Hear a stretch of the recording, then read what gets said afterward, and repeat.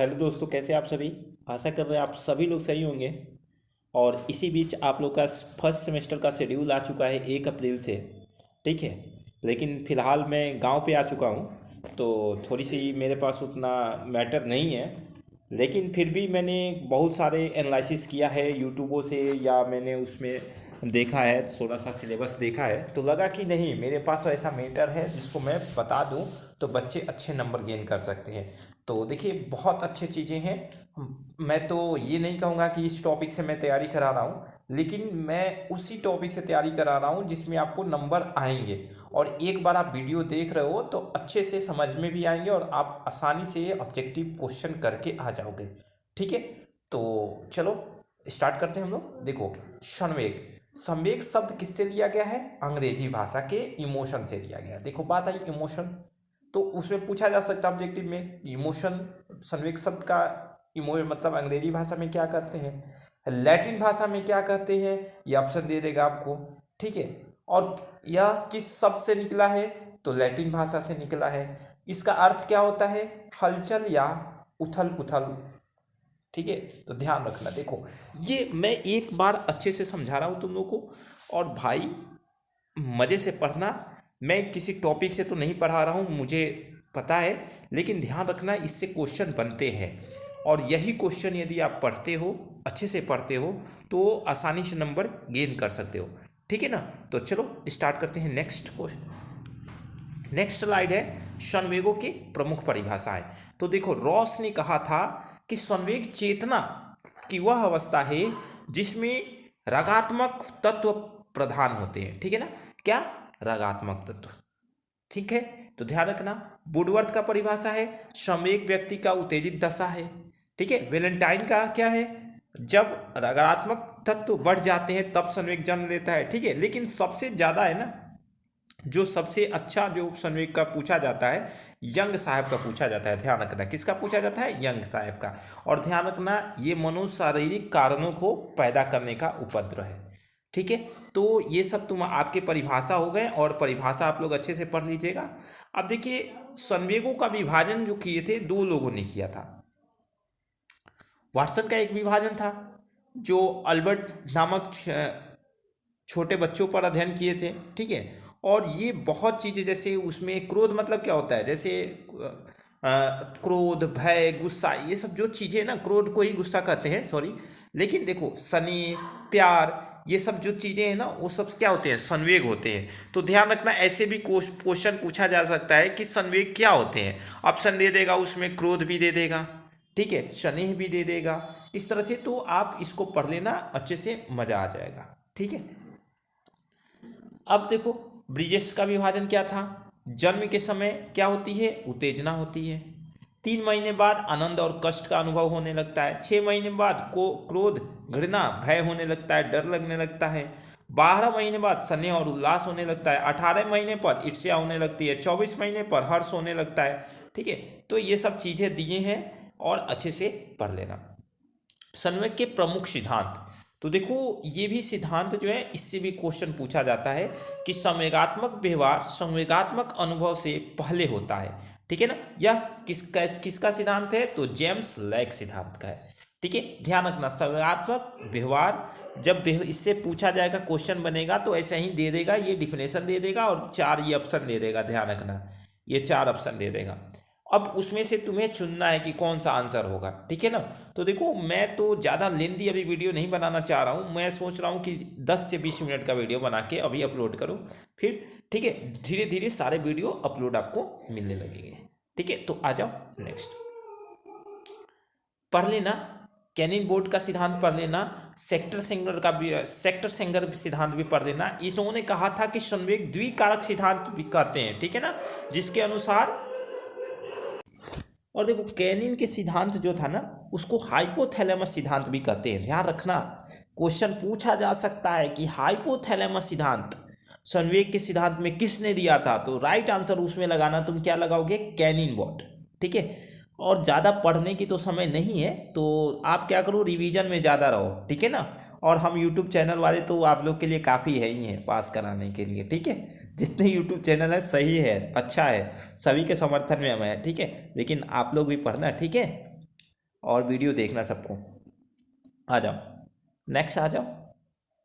संवेग में नियंत्रण किस विधि से पाई जाती है? तो देखो, एक होता है, क्या होता है बताओ, विरेचन विधि, जो किसने प्रतिपादित किया था? अरस्तु ने।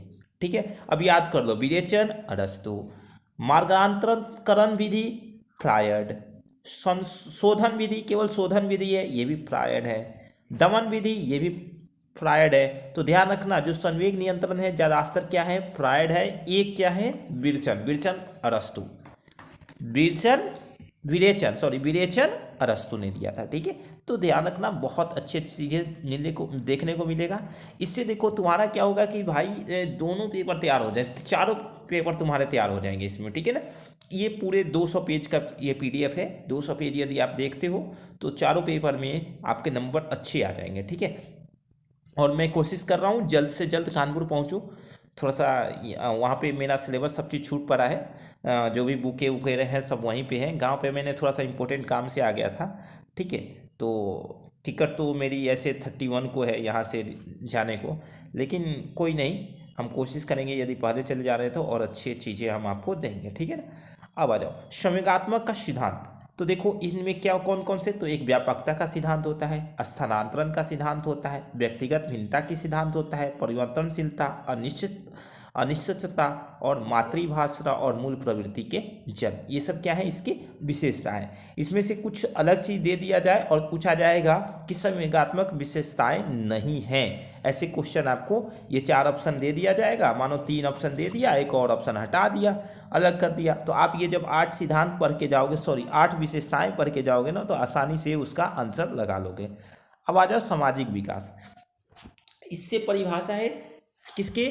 सोरेनसन। सोरेनसन सामाजिक अभिवृद्धि और विकास के तात्पर्य है अपनी और दूसरे उन्नति के लिए योग्यता के वृद्धि है। हॉरलॉक का भी है, रॉस का भी है, तो ये तो पढ़ लेना, रॉस और हॉरलॉक दोनों जरूर आते हैं, या बीएड फर्स्ट ईयर हो या बीएड फर्स्ट सेमेस्टर हो या बीएड क्या सेकंड सेमेस्टर हो, उसमें जरूर ये क्वेश्चन आते ही हैं। पेन वाले भैया क्यों नहीं चल रहा? देखो, सहयोग करने वाले लोगों में हम भावना का विकास और उनके साथ करने वाले के लिए क्षमता का विकास करते हैं, जिसे हम समाजीकरण कहलाता है। ठीक है, हॉरलॉक सामाजिक विकास का आर्थिक सामाजिक संबंधों में परिपक्वता से प्राप्त करता है। तो ध्यान रखना कि हॉरलॉक का है सामाजिक विकास का अर्थ सामाजिक संबंधों में परिपक्वता का प्राप्त करना। ठीक है, आ जाओ नेक्स्ट। शैशवावस्था। देखो शैशवावस्था पढ़ना है कि नहीं पढ़ना है बताओ? पढ़ना है ना, बीएड फर्स्ट सेमेस्टर में पढ़ना है, देख लेना तुम्हें, एक बार देखना, एक बार वीडियो अच्छे लगे तो देखना, नहीं तो कोई बात नहीं है। और फिलहाल मेरे पास उतना अभी मैटर भी नहीं है। ठीक है, शैशवावस्था में शारीरिक विकास। हॉरलॉक ने शिशु के शैशवावस्था में विकास का निम्नलिखित वर्णन किया है। प्रथम, देखो कैसे इन्होंने शैशवावस्था में वर्णन किया। प्रथम माह में शिशु किसी व्यक्ति या वस्तु को देखकर स्पष्ट प्रतिक्रिया नहीं करता है। ठीक है ना, ध्यान रखना क्या कि प्रथम जब महीना होता है, बच्चा जब जन्म ले लेता है तो पहला महीना होता है, तो उसमें जो बच्चा है वो स्पष्ट क्या करता है? प्रतिक्रिया नहीं करता है, लेकिन रुदन और नेत्रों से गति दिखाई देती है और तीव्र प्रकाश और ध्वनि के फलस्वरूप प्रक्रिया करता है। ठीक है, आप मोबाइल ले दो तो देखना ऐसे ऐसे कुछ प्रतिक्रिया करने लगेगा, क्योंकि वहाँ पे एक लाइट जली, ध्वनि थोड़ा तेज बज जाए तभी प्रक्रिया करे, बाबू बाबू ऐसे करने लगते हैं तभी प्रतिक्रिया करता है ना, इस तरह से ये सब बच्चे हैं। दूसरे माह में किसी भी आवाज़ सुनकर सिर घुमाने लगता है और दूसरे को देखना मुस्कुराता है। ठीक है, तीसरे माह में जब उसने कोई बात नहीं करता तो ताली बजाता है और तो रोते रोते चुप हो जाता है तथा अपनी माँ के पहचानने लगता है। ठीक है, माँ को भी पहचानने लगता है। इस तरह से चौथा माह है। चौथा माह में क्या करता है? बच्चा जो है मुस्कुराने लगता है, बोलने से मतलब हम लोग बोलते हैं तो बच्चा क्या करते हैं? हंसना लगता है, खेलने लगता है। ठीक है, 5वें महीने में क्या होता है? हंसने और डांटने का अर्थ, प्रेम और क्रोध के व्यवहार का अंतर समझने लगता है 5वें मंथ में। ठीक है, 6ठे मंथ में देखिए, 6ठे मंथ का जो है ना, 6ठे मंथ में क्या है? अपरिचित से डरने लगता है, और कुछ आक्रामक व्यवहार भी करने लगता है, जैसे बाल खींचना, कपड़े खींचना, चश्मा नोचना, घड़ी नोचना, घड़ी खींचना इत्यादि ये सब करने लगता है। ठीक है ना। अभी हम आदर्शवाद सब चीज़ पढ़ेंगे, लेकिन थोड़ा सा हम ये सब प्रोसेस पढ़ रहे हैं बच्चे का, और ध्यान रखना ये सब क्वेश्चन आएंगे, मैं बता रहा हूँ आएंगे तो आएंगे। 9वें माह में शिशु दूसरे और शब्दों में हाव भाव तथा कार्यों तथा अनुकरण करने का प्रयास करने लगता है। 1 वर्ष की आयु में शिशु घर से 8वीं वर्ष में जो है ना, तो उसमें 8वां जो पॉइंट है कि 1 वर्ष में शिशु अपने घर के सदस्यों से हिल मिल जाता है और अनुचित काम करने के पर बड़ों को मना करने पर मान जाता है कि नहीं ये नहीं करना है, नहीं करेगा। ठीक है, इस तरह से वो मानने लगता है और अपरिचितों से अपना भय और नापसंदी दर्शाते रहता है। ठीक है, ध्यान रखना। फिर आ जाओ 9।